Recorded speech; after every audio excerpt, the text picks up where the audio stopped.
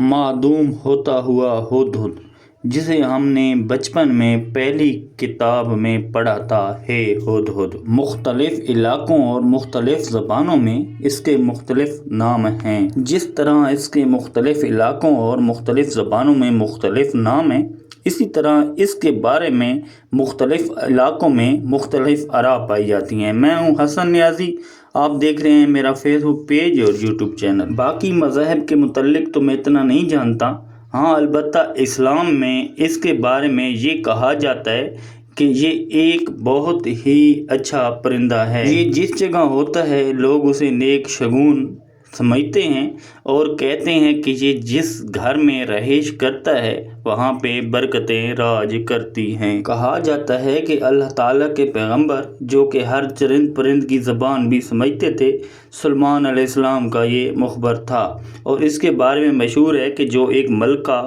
شاید جس کا نام بلقیس تھا، اس کا تخت لانے میں اس نے یا تو مدد کی تھی یا پھر خبر دی تھی۔ ایک اور رائے بھی پائی جاتی ہے کہ یہ حضرت سلیمان علیہ السلام کے دور میں زمین میں جہاں پہ پانی ہوا کرتا تھا وہاں پہ پانی کی موجودگی کی نشاندہی کیا کرتا تھا۔ سامنے نظر آنے والے ہدہد نر اور مادہ ہیں جو کہ انڈوں کے لیے کسی جگہ کا انتخاب کر رہے ہیں جو کہ ہر لحاظ سے محفوظ ہو۔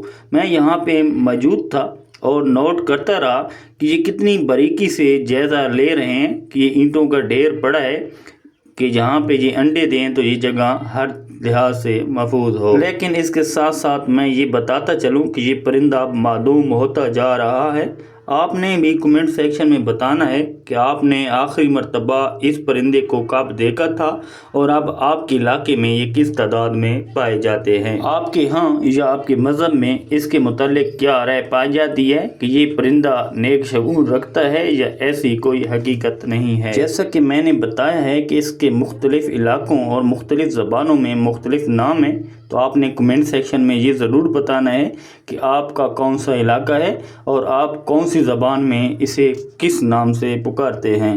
اس سے پہلے بھی ہم اس کے متعلق ایک ویڈیو بنا چکے ہیں جس پہ بہت زیادہ ویوز آئے تھے اور پاکستان سمیت باقی ممالک سے بھی کمنٹ آئے تھے، اور وہ بتا رہے تھے کہ ہم اپنی زبان میں سے یہ نام پکارتے ہیں۔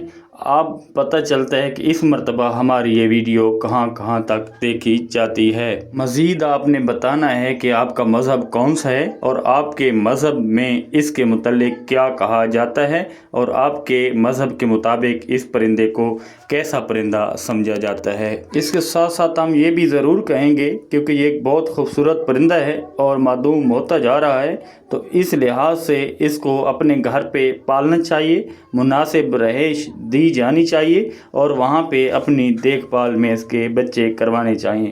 لیکن میں نے سنا ہے کہ یہ کہیں پہ بھی رہائش اپنی مرضی سے کرتا ہے اور اسے کوئی زور زبردستی ٹھہرنے پہ مجبور نہیں کر سکتا۔